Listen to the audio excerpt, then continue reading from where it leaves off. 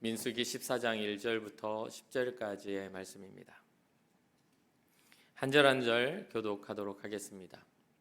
온 회중이 소리를 높여 부르짖으며 백성이 밤새도록 통곡하였더라.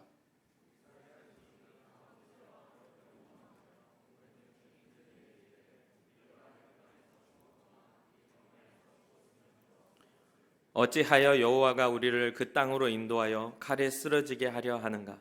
우리 처자가 사로잡히리니 애굽으로 돌아가는 것이 낫지 아니하랴.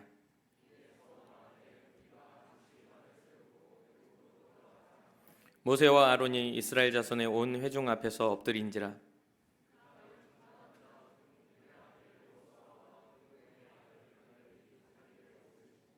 이스라엘 자손의 온 회중에게 말하여 이르되 우리가 두루 다니며 정탐한 땅은 심히 아름다운 땅이라.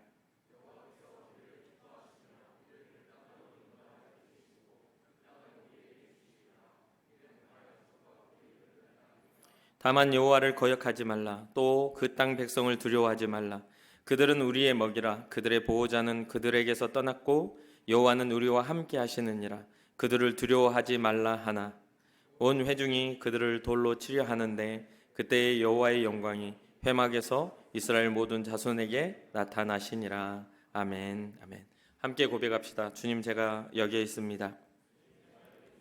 옆 사람도 축복합시다. 주님, 제 옆 사람도 여기에 있습니다. 축복해 주세요. 우리의 신앙 공동체 고백입니다. 우리는 예수님의 사람입니다. 우리는 예수님 안에 있습니다. 우리의 삶에는 예수님의 흔적이 있습니다. 아멘. 아멘. 지난 월요일 재밌게 행사를 통해서 여러분들 너무너무 또 즐겁게 또 함께 이렇게 어울리는 모습들을 보면서 저는 이제 거기에 다 참여하지 않고 구경은 했지만 너무 행복하고 즐거운 시간이었습니다.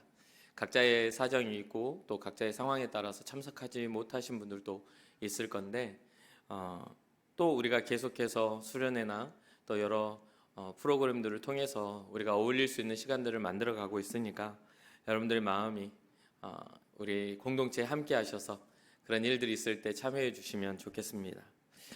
꼭 그 행사나 이런 것들에 참여해야만 우리의 믿음이 증명되는 건 아니죠.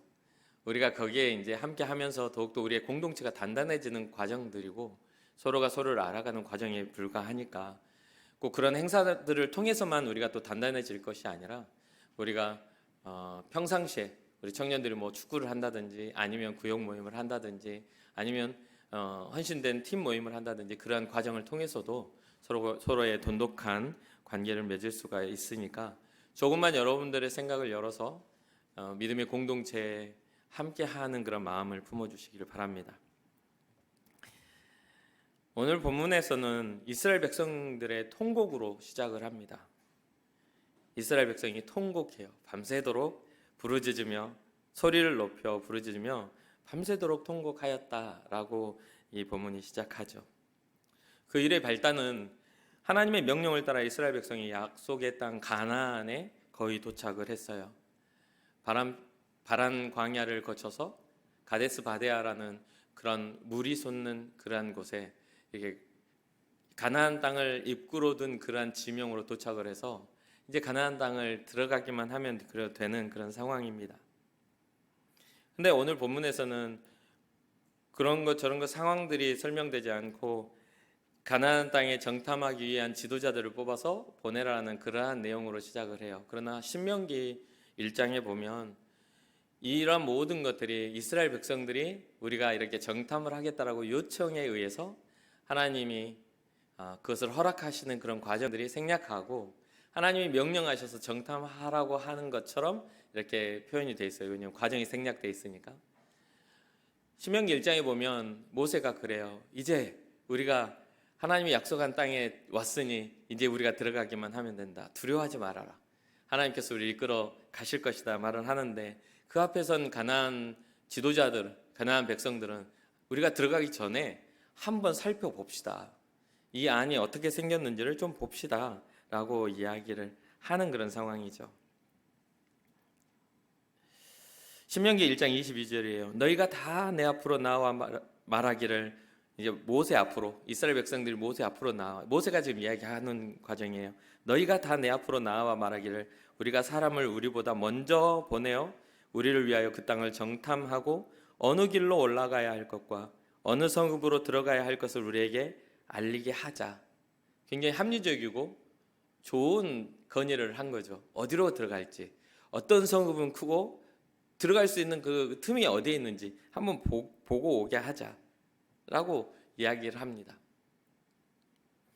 일견 보기에는 굉장히 합리적이고 좋은 아이디어구나 라고 할 수 있지만, 출애굽부터 계속해서 하나님의 역사를 통해 하나님의 인도하심을 통해 왔던 이스라엘 백성들이 어떤 방법이나 어떤 상황에 맞춰서 왔는지를 생각해 본다면 이 이야기는 굉장히 합리적이지도 않고 굉장히 좋은 아이디어가 아니에요.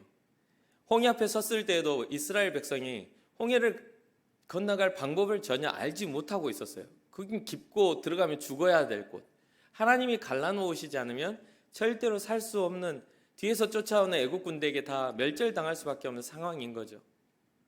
그리고 홍해길을 건너고 난 다음에 광야에 왔을 때는 더 그래요. 목이 마르고 먹을 게 없어.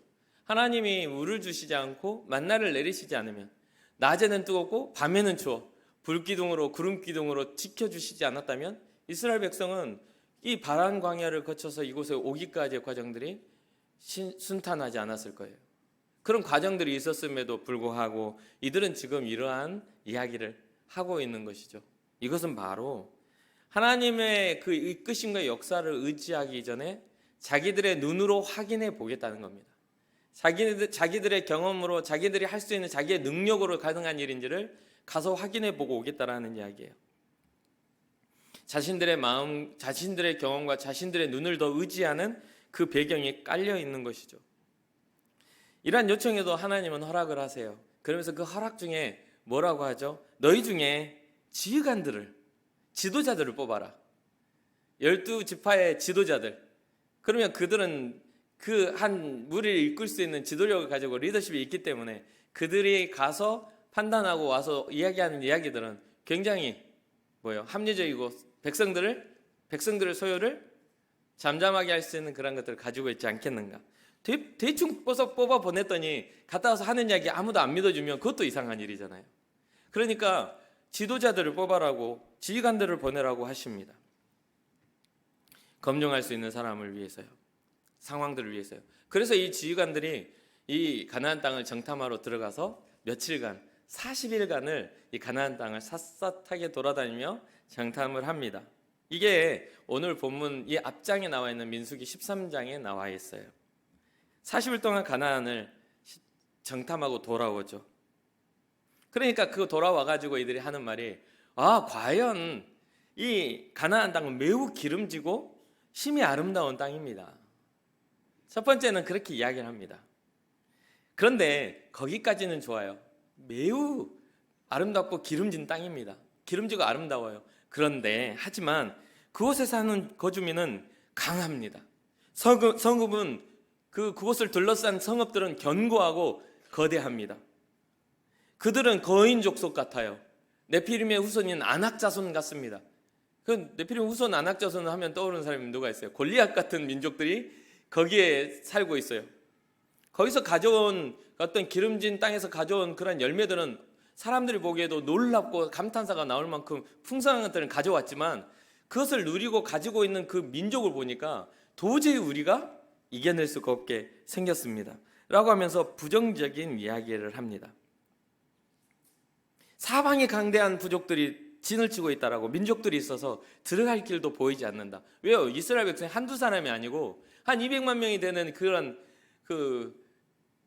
약 200만 명이 되는 그런 민족이 이동하기 때문에 조용히 숨어서 들어갈 수가 없죠. 무리를 지어서 가고 있는데. 그러니까 우리가 보면은 기름지고 좋은 땅이긴 하지만 우리에게 가능성이 없다고, 저기는 우리가 이길 수가 없다라는 부정적인 말을 해요. 그때에 갈렙이 나섭니다. 모세 앞에 서서 백성들에게 말을 조용히 하라고 조용히 시켜놓고 강경하게 말하죠. 우리가 곧 올라가서 그 땅을 취하자. 우리가 능히 이길 것이다 라고 이야기를 해요. 그런데 거기에 다른 지도자들이 반발하고 나옵니다. 그들은 우리보다 강하니 안 된다. 그들은 거대하다. 그들은 힘이 세다. 그들은 큰 물을 이뤘고 그 주변의 국가도 우리가 상대할 수가 없어. 우리는 전쟁에 능한 민족이 아니죠. 양치기 하다가 양치는 몽둥이를 어떻게 저 사람들을 이기겠냐 라고 이제 10명의 지도자가 갈렙의 말을 막 비난을 하죠. 악평을 늘어놔요. 악평을 늘어놓습니다. 그렇게 한 결과 이스라엘 백성이 어떠한 상황에 처합니까? 지도자를 세워서 정탐을 하고 어떻게 하면 하나님이 주신 땅을 들어갈까라고 좋은 아이디어로 갔지만 갔다 온 사람들의 그 악평을 통해 이스라엘 백성들은 절망하게 됩니다. 절망을 해버려요. 단순한 절망이 아니라 우리가 애굽 땅에서 죽었으면 좋았을 텐데, 우리가 다시 애굽 땅으로 돌아가는 것이 낫지 않겠는가 라고 하면서 오늘 본문에 뭐예요? 부르짖으며 통곡하며 밤새도록 우는 거죠. 이 10명의 사람의 악평으로 인해서 엄청난 전염성을 가지고 이 이스라엘 백성들의 마음을 절망 속의 구렁텅이에 빠지게 하고 맙니다. 그런데 이 부르짖는 내용의 소리가 무엇입니까? 성경을 잘 보면 모세와 아론에 대한 원망입니다. 너희들이 우리를 불러와가지고 우리가 이렇게 죽게 됐지 않냐? 갈 곳도 없고 애굽에도 못 가고 가나안도 못 들어가고 우리 갈 곳 없는 이런 인생이 되지 않았는가? 모세와 아론에 대해서 원망을 쏟아내죠. 그리고 그 원망의 그 이면에 있는 누구에 대한 원망이죠? 너희를 보내신 하나님도 우리는 원망스럽다라는 그것이 이면에 깔려 있는 겁니다. 주님이 보내신 지도자에 대해서 대적할 때에 그 주님을 보내신 그 주님에 대해서도 이들의 마음은 상실되고 상해 있는 것이죠. 그러면서 하는 말이 무엇을 어떤 것을 결정합니까? 새로운 지도자를 세우자. 다시 애굽으로 돌아가자. 이 말은 즉 무슨 말이에요? 모세와 아론을 처치해버리고 이제 우리 다시 돌아가서 애굽으로 들어가자라고 하는 말과 같아요. 그러니까 5절에 모세와 아론이 어떻게 해요? 땅에 엎드립니다. 이스라엘 회중 앞에서 땅에 엎드렸단 말이 나와요. 그런데 여기에서 우리가 오해하면 안 되는 것이 모세와 아론이 이스라엘 백성이 두려워서 엎드렸을까요? 그들의 신앙은 이스라엘 백성의 원망과 그 위협에 엎드려진 모습인가요? 아니요. 오히려 그들의 불신앙을 보며 하나님의 진노하심에 대한 두려움이 이 두 사람에게 있었던 것이죠. 이스라엘 백성들의 그런 어떤 협박에 의해서 엎드려진 게 아닙니다. 하나님 이 폐악한 행태 앞에 하나님의 진노가 어떻게 임할지 모르기에 실존하신 하나님에 대해서 이들은 엎드린 거예요. 오해하면 안 돼요.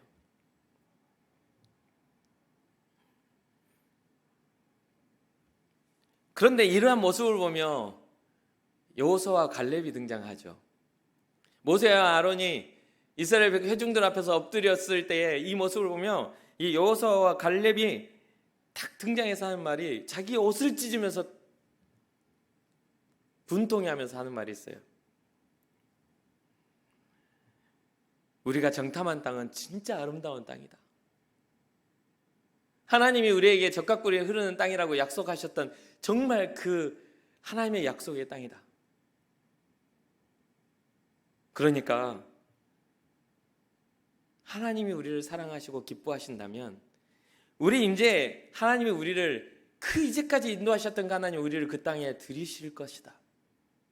하나님이 우리를 사랑하신다면 세 번역으로는 사랑하신다면으로 번역되어 있거든요. 예선 기뻐하신다면이라고 되어 있지만 하나님 우리를 위하신다면 우리는 그 땅에 들어갈 수가 있어. 그 땅을 우리에게 주시겠다는 약속은 성취될 거야 라고 이야기해요. 그러면서 한 말이 뭐예요? 이 말이 굉장히 중요해요. 그러한 어떤 하나님의 역사가 있지만 다만 여호와를 거역하지 말아라. 그 땅의 백성들을 두려워하지 말아라. 그들은 하나님이 우리의 손에 붙여준 우리의 먹이라.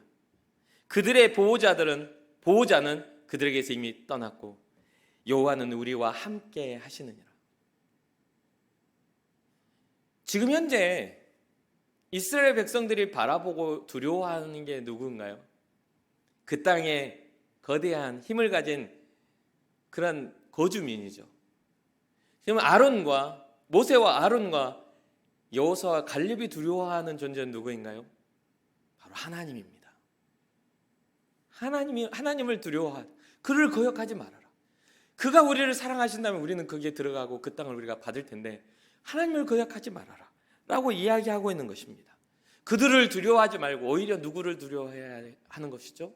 하나님을 두려워해야 하는 상황인 것이죠. 10명의 정탐꾼과 이 두 사람의 정탐꾼은 어떤 차이를 가집니까? 그들의 눈에는 그들의 방법, 자기의 경험이 있었어요. 하나님이 우리를 이끌어 가셔도 내가 최선을 다해야만 이 일은 이루어질 거라는 그 생각을 갖게 되죠. 어떤 큰 장애와 어떤 우리 앞을 가로막는 큰 사람들이 보여졌을 때 이들은 기도하기 이전에, 하나님께 구하기 이전에 그것을 어떻게 해결할까라는 지름길과 평탄한 길을 찾았습니다. 그러나 이 두 사람은요, 하나님이 약속한 그런 아름다움을 그 안에서 찾았어요. 하나님이 약속한 온전히 이루실, 우리에게 주실 그 땅에 대한 그런 소망을 찾았어요. 10명의 사람은 방법을 찾았다면 2명의 사람은 약속을 의지했다는 것이죠.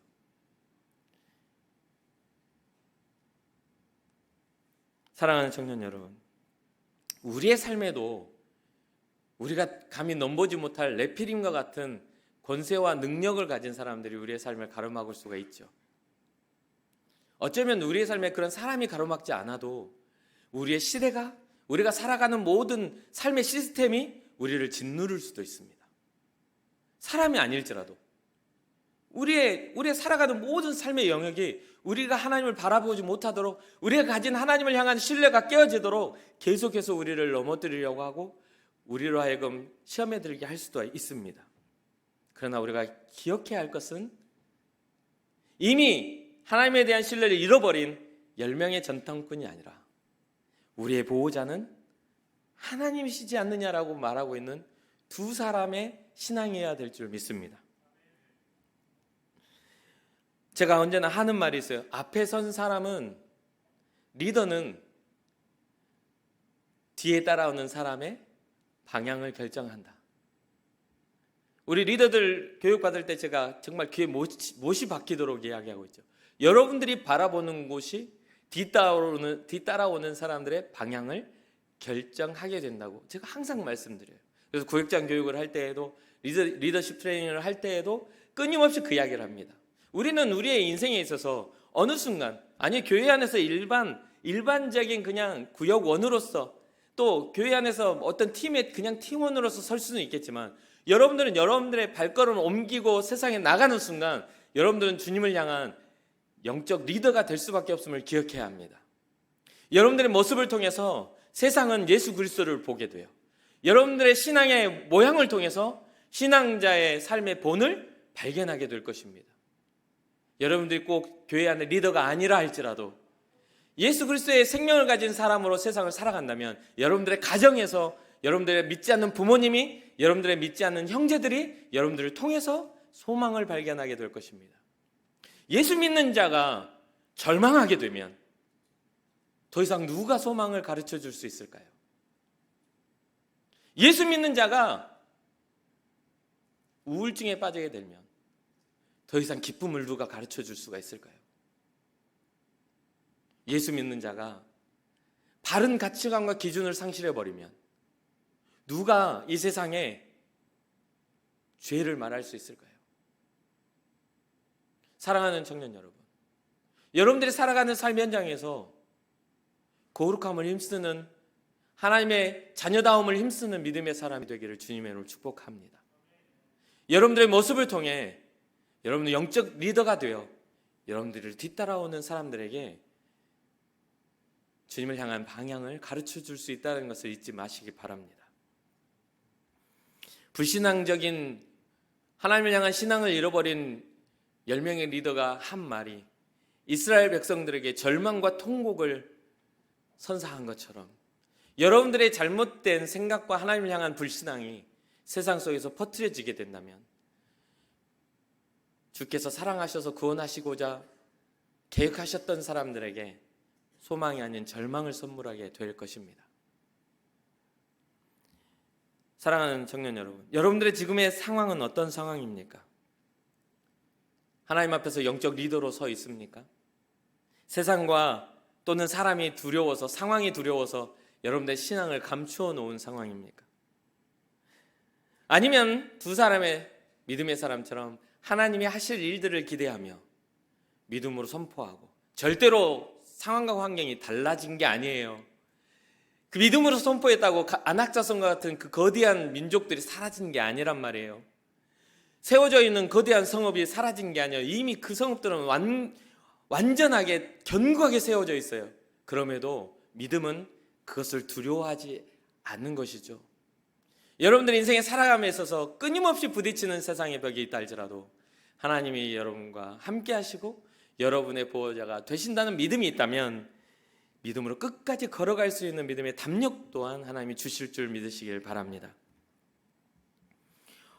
여러분은 어떠한 걸음을 걷고 싶으십니까? 매번 설교 때마다, 설교 전에 여러분들과 함께하는 여러분들은 어떠한 삶의 흔적을 남기고 싶으십니까? 여러분들의 신앙과 여러분들을 향한 하나님의 계획들을 어떻게 흔적을 남기고 주님 앞에 서시겠어요? 아니, 아직도 주님 앞에 설 날을 생각지 않고 살고 있지는 않는가요? 영원과 같은 영원토록 정말 행복할 거라는 그러한 착각 속에 살고 있지는 않습니까? 우리는 많은 시간이 주어져 있지는 않아요. 그리고 그것을 우리는 소중하게 여겨야 합니다. 그래서 제가 여러분들의 헌금을 봉헌할 때마다 이 물질에 대해서만 하지 않잖아요. 우리에게 주어진 시간을 구별하고, 삶을 살아가며 언제나 사랑하는 것이 가장 행복하더라고요. 사랑받는 것도 행복하고 우리에게 주신 감정을 구별하여 사랑으로 하나님 앞에 드리고,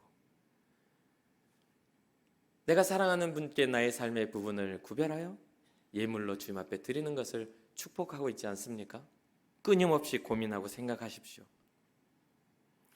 스스로 한계를 정해놓고 주님이 보내신 영적 리더나 또는 교회, 더 나아가 하나님을 향한 원망을 이제는 멈추시길 바랍니다.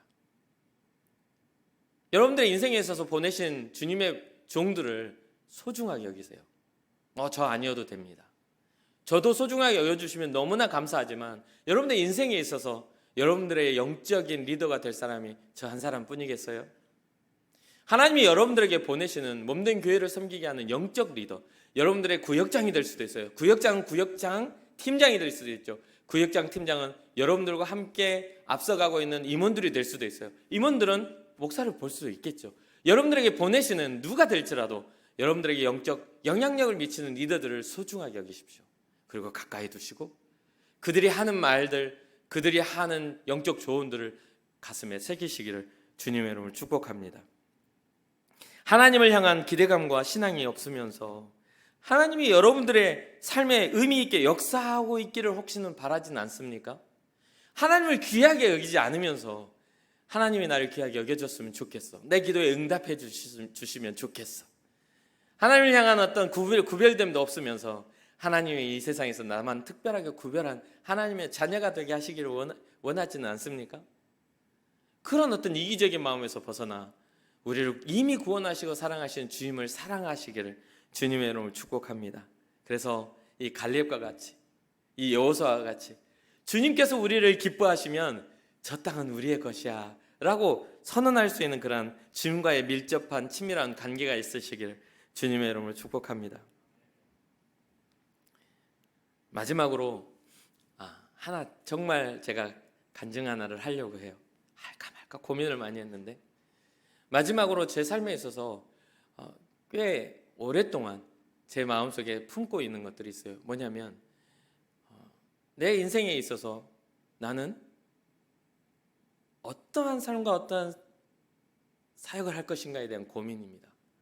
제가 이제 29대 개척을 하고 30일 금식을 하러 금식 기도원에 들어갔을 때 한 20여일쯤 돼서 정말 배가 고프다 못해 이제 삐쩍 야이어가고 있을 때 어느 한날 밤에 성경을 읽다가 기도를 하다가 잠깐 설잠 자듯이 이렇게 눈을 감고 있었어요. 그런데 그때에 어떤 환상처럼 제 안에 보여지는 것들이 있었어요. 어떤 아이 하나가 코 흘리는 자기 동생을 옆에 앉혀놓고, 그때 당시에는 이제 제가 이렇게 서울에 사역을 할 때는 이 연탄불에, 어떤 역이나 이런 데 가면 연탄불에 떡을 구워서 파는 사람들이 있었거든요. 가래떡 같은 걸 구워서. 서울 쪽에 한참 전이죠. 오래 전이죠. 그렇게 파는 사람이 있으면 이제 그거를 떡을 사 먹는데, 제 있는 곳에 그 환상 속에 그 떡을 파는 아이 하나가 떡을 막 구워서 팔고 있어요. 제가 가서 이거 얼마니?라고 하니까 터무니없는 가격을 부르는 거예요. 그런데 제 주머니에는 왜 지폐나 뭔가 이렇게 큰 돈이 있는 게 아니라, 그때 당시에는 제 주머니 안에 동전이 무겁게 내 주머니를 터뜨릴 만큼 동전이 많이 있었던지 왜 그랬는지 모르겠어요. 그런데 이 동전을 빼가지고 세야 되는데 너무 흘러 넘치도록 많은 돈을 부르는 거예요. 가래떡 하나를 사는데. 그래서 제 마음속에 너무 부당하다라는 생각이 들었어요. 이 비몽사몽간에 있었던 일입니다. 제 마음속에 담고 있는 일이기도 하고요. 그 부당하다 생각해서 너는 왜 이렇게 비싸게 받아? 라고 하면서 그 돈을 이제 세고 있어요. 너무 불쌍해 보이니까. 동생이 불쌍해 보이니까. 그래서 세고 있는데도 이게 세도 이게 뭐죠? 이 가격을 맞출 수가 없는 거죠. 속에서부터 짜증이 나더라고요. 저 속에서부터 짜증이 확 나는 거야.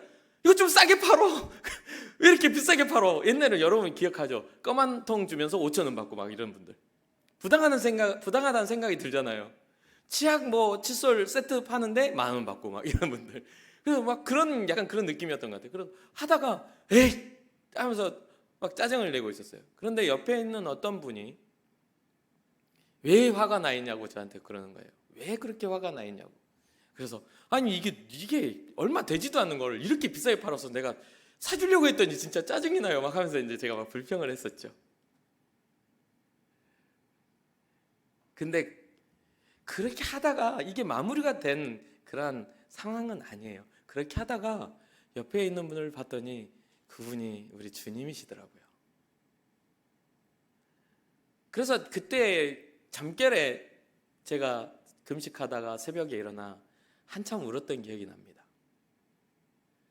주님, 어려운 자를 돕는 건 번거롭죠. 번거롭습니다. 내 마음을 다스리기가 너무 힘들어요. 누군가 아파하는 사람을 돕는다는 건 이게 왜 이게 동전인지 잘 모르겠지만 이걸 세는 것들이 번거롭다는 생각이 막 들고, 좀 이렇게 큰 돈이 있어가지고 10,000원 그러면 10,000원 주고 그냥 사오면 될 텐데 막 그걸 하나 일일이 막 세고 있는 모습을 보면 번거롭더라고요. 그리고서 삶을 살 때 제 앞에 누군가가 뭔가 어려운 사람이 보이거나 하면 항상 긍휼한 마음과 내 것을 구별하는 그런 마음을 품고 살아왔던 것 같습니다. 왜 이야기를 하냐면 한 일주일, 2주일 전인가요? 경대 앞을 지나가고 있었어요. 제 아내와 함께. 제 아내와 함께 지나가고 있었어요. 경대 그 파리바게트 있는 그 길 있잖아요. 모퉁이를 이렇게 도는 그 길. 그 길을 딱 지나가고 있는데 한참 저랑 같이, 저는 아내만 쳐다보고 다니는 사람이니까 아내를 쳐다보고 손을 잡고 막 가고 있었어. 막 이야기하고 가고 있는데 갑자기 아내가 제 손을 탁 놓는 거예요. 그래서 왜? 그랬더니 팍 돌아서서 팍 가더니 거기 앉아서 구걸하고 있는 다리가 불편하신 분 앞에 제 아내도 현금이 별로 없이 다니는 사람인데 자기에 있는 현금을 빼가지고 그 앞에 하고 공손하게 인사를 하고 오는 거죠. 저한테 오더라고요. 아무 말도 하지 않았어요, 제가.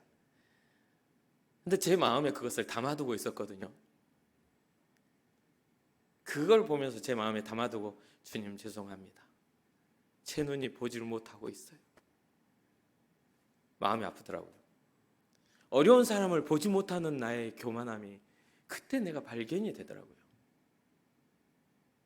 너무 일상이다 보니까, 너무 평안하게 살다 보니까 그걸 잊어버리고 살았던 것이죠. 그런데 어제 밤늦게까지 이제 여러 준비를 하고 밤에 있는데, 혼자 교회에 남아 있는데 어떤 한 분이 갑자기 사무실로 들어와요. 기자 사무실로. 밖에 관리 집사님 계시는데도 사무실로 문 열고 들어오시더라고요. 젊어, 괜찮아. 젊은 분이 들어와가지고 저한테 공손하게 인사를 하면서 쭈뼛쭈뼛 말을 못해요. 뻔히 딱 보면 느낌이 오잖아요. 이분 구걸하러 오셨나 보다 라고 생각이 들어가지고 어쩐 일로 오셨냐고 일어서서 이제 맞이를 했더니 뭐 이런저런 뭐 이야기를 이런저런 이야기를 하더라고요. 그러면서 여기 있지 말고 밖으로 나가서 이야기합시다 하고 이제 로비에 1층 로비에 나와서 이야기를 하는데 그분이 그런 말을 해요. 제가 수급자인데 국가에서 이렇게 도와주는 돈이 나오면 이제 모텔이나 뭐 이런 것들을 장기 투숙객들처럼 이렇게 계약을 해서 하는데 그게 그 계약 기간이 끝나가지고 아주 돈이 아직 입금이 안 돼서 다시 들어가지 못해서 밖에서 잠을 자야 되는데 교회에서 재워줄 수 있냐고 그러는 거예요. 처음에 저는 구걸하러 들어온 줄 알았는데 잠을 재워달라는 이야기를 하시더라고요. 근데 아시다시피 교회는 공동체의 공간이기 때문에 특히 우리 자매들도 또 여자 성도님들도 왔다 갔다 하기 때문에 그러한 건장한 남자를 잠을 재우기에는 마땅치 않은 곳이죠. 목사로서도 책임을 져야 되니까. 그래서 여기는 아시다시피 그러니까 자기도 이제 하나님 믿는다면서 막 하는데 대부분 오신 분들 다 하나님 믿는다거든요. 그래서 그거는 알겠고 무슨 상황들을 듣다가 그러면 제가 뭐 밖에는 추워지고 요즘 추워졌잖아요. 추워지고 모기도 많아서 못 잔다 하길래 그러면 제가 얼마를 드리면 그곳에 가서 주무실 수 있겠냐고 물었어요. 그랬더니 혼자 이렇게 생각을 하고 계산을 하다가 2만 원 정도면 되겠다고. 요즘 숙박하는데 2만 원이면 이틀을 잘 수 있나요? 거의 불가능하죠. 근데 그 이야기를 하는데 그러면 제가 입금을 해드릴게요. 혹시 계좌가 있냐고 했더니 국가에서 나오는 무슨 통장이 있는데 거기에는 입금이 안 된다 하면서 현금으로 줄 수 없냐라고 이야기를 잠깐만 기다리라고 하고 편의점에 가서 현금을 차서 2만 원을 드렸어요. 갚겠다는 거예요. 아니 안 갚아도 되니까 가까운 교회도 나가시고 또 깨끗하게 방에 들어 씻으시고 좀 편히 쉬시라고 라고 하고 돌아오다가 제 아내랑 이야기를 했죠. 그러면서 많이 울었어요. 잊어버리고 살았다고. 세상에는 정말 힘겹게 살아가는 사람들이 많다는 것을 잊어버리고 살았다고. 사랑하는 청년 여러분, 우리의 신앙의 해석의 관점이 달라져야 돼요. 제가 말하고 있는 것은요, 어떤 제가 잘했다라는 말을 하려고 하는 게 아니라 우리는 하나님의 은혜를 잊어버리면 안 돼요. 하나님의 은혜를, 하나님의 행하신 일을 잊어버리면 10명의 지도자가 되는 거죠. 하나님의 행하실 일들을 기대하고 잊어버리지 않으면 2명의 여호수아와 갈렙이 되는 것입니다. 그래서 여러분들의 인생에 더 큰 산지가 보이고 여러분들의 인생에 더 큰 높은 이길 수 없는 벽과 같은 그런 어려움이 보일 때에도 주님을 의지할 수 있는 은혜가 있기를 주님의 이름으로 축복합니다. 우리가 날마다 기도하는 것들, 우리가 날마다 우리의 삶에 있어서 바라고 구하는 것들이 하나님의 소원을, 하나님의 마음을 이루어갈 수 있는 그런 은혜가 있기를 바랍니다. 우리에게 약속된 가나안이 우리 눈앞에 보일 때에도 그것을 두려워하는 마음으로 들어가지 못하는 사람들이 아니라 주께서 온전히 이루실 걸 바라보며 주님의 약속한 땅에 들어갈 수 있는 그런 은혜가 여러분과 저에게 있기를 주님의 이름으로 축복합니다.